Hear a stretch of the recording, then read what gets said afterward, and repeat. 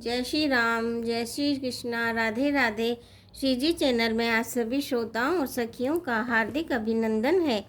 कल हमने जाना था मुनि विश्वामित्र प्रभु श्री राम और लक्ष्मण जी के साथ जनकपुरी की सुंदर नगरी में प्रवेश करते हैं। राजा जनक को जब पता चलता है कि मुनि आए हैं तो वो अपने सेवक, मंत्री और योद्धाओं के साथ मिलकर विश्वामित्र जी से मिलने जाते हैं।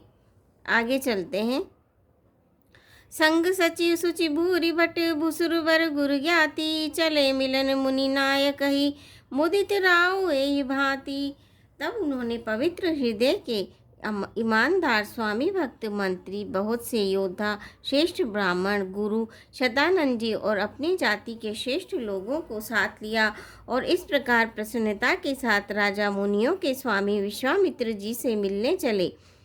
राजा ने मुनि के चरणों पर मस्तक रखकर प्रणाम किया। मुनियों के स्वामी विश्वामित्र जी ने प्रसन्न होकर आशीर्वाद दिया। फिर सारी ब्राह्मण मंडली को आदर सहित प्रणाम किया और अपना बड़ा भाग्य जानकर राजा आनंदित हुए। बार बार कुशल प्रश्न करके विश्वामित्र जी ने राजा को बैठाया। उसी समय दोनों भाई आ पहुँचे जो फुलवाड़ी देखने गए थे। सुकुमार किशोर अवस्था वाले श्याम और गौर वर्ण के दोनों कुमार नेत्रों को सुख देने वाले और सारे विश्व के चित्त को चुराने वाले हैं। तब श्री रघुनाथ जी आए। तब सभी उनके रूप एवं तेज से प्रभावित होकर उठ खड़े हो गए। विश्वामित्र जी ने उनको अपने पास बिठाया। दोनों भाइयों को देखकर सभी सुखी हुए। सबके नेत्रों में जल भर आया। आनंद और प्रेम के आंसू उमड़ पड़े और शरीर रोमांचित हो उठे। राम जी की मधुर मनोहर मूर्ति को देखकर विदेह जनक विशेष रूप से विदेह देह की सुधबुद्ध से रहित हो गए। प्रेम को प्रेम में मग्न जान राजा जनक ने विवेक का आश्रय देकर धीरज धारण किया और मुनि के चरणों में सिर नवाकर प्रेम भरी गंभीर वाणी से कहा, हे नाथ, कहिए ये दोनों सुंदर बालक मुनि कुल के आभूषण है या किसी राजा वंश के पालक, अथवा जिसका वेदों ने नेति कहकर गान किया है वही वह, कहीं वह ब्रह्म तो युगल रूप धरकर नहीं आया है। मेरा मन जो स्वभाव से ही वैराग के रूप बना हुआ है, इन्हें देखकर इस तरह मुग्ध हो रहा है जैसे चंद्रमा को देखकर चकोर। हे प्रभु, इसीलिए मैं आपसे नित्य निश्चल भाव से पूछता हूँ, हे नाथ, बताइए, छिपाव न कीजिए। इनको देखते ही अत्यंत प्रेम के वश होकर मेरे मन से जबरदस्ती ब्रह्म सुख को त्याग दिया है। मुनि ने हंसकर कहा, हे राजन, आपने ठीक समझा। आपका वचन मिथ्या नहीं हो सकता। जगत में जहाँ तक जितने भी प्राणी हैं, ये सभी को प्रिय है। मुनि की वाणी सुनकर श्री राम जी मन ही मन मुस्कुराते हैं, हंसकर मानो संकेत करते हैं कि रहस्य खोलिए नहीं।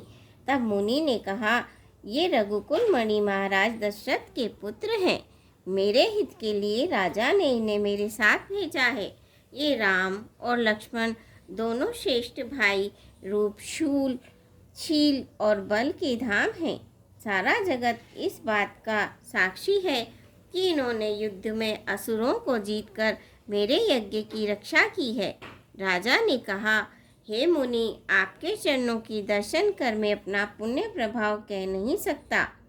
ये सुंदर श्याम और गौर वर्ण के दोनों भाई आनंद को भी आनंद देने वाले हैं। इनकी आपस की प्रीति बड़ी पवित्र और सुहावनी है।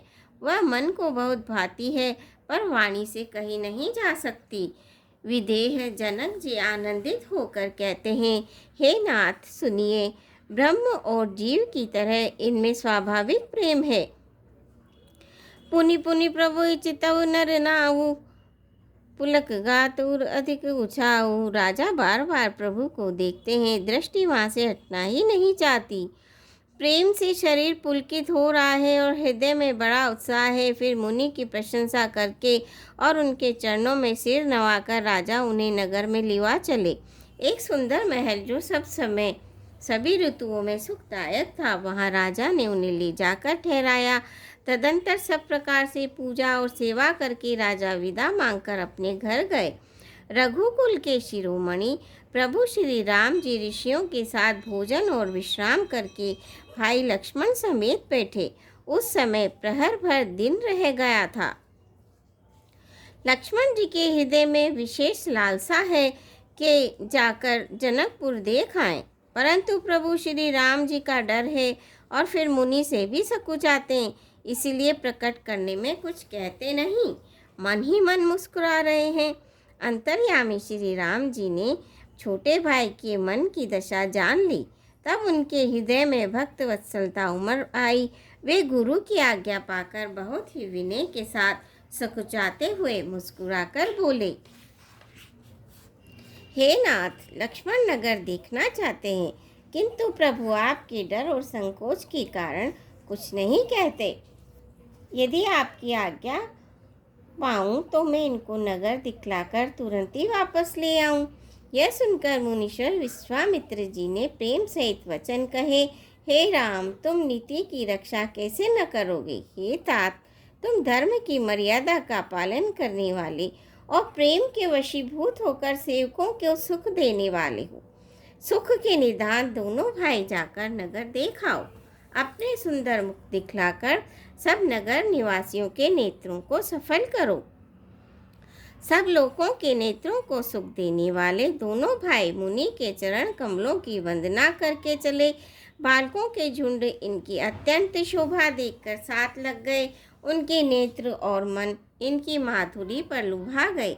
दोनों भाइयों के पीले रंग के वस्त्र हैं, कमर के पीले दुपट्टे में तरकस बंधे हैं, हाथों में सुंदर धनुष बाण सुशोभित है। श्याम और गौर वर्ण के शरीरों के अनुकूल, अर्थात जिस पर जिस रंग का चंदन अधिक फबे उस पर उसी रंग के सुंदर चंदन की खोर लगी है। सांवरे और गोरे रंग की मनोहर जोड़ी है।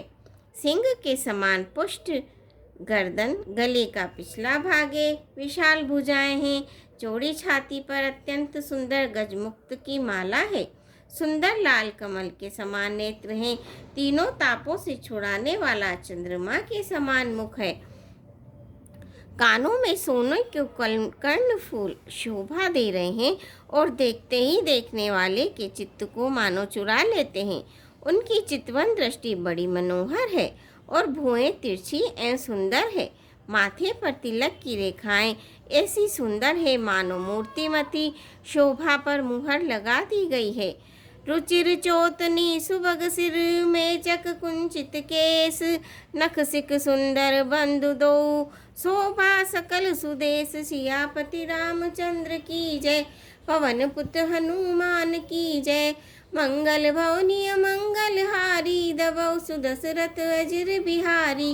दीन दयाल विरुद्ध संभारी, हरौ नाथ मम संकट भारी। श्रोता, आज के लिए बस इतना ही। आशा है आप मेरे चैनल को सब्सक्राइब करेंगे, वीडियो को लाइक करेंगे, शेयर करेंगे। धन्यवाद।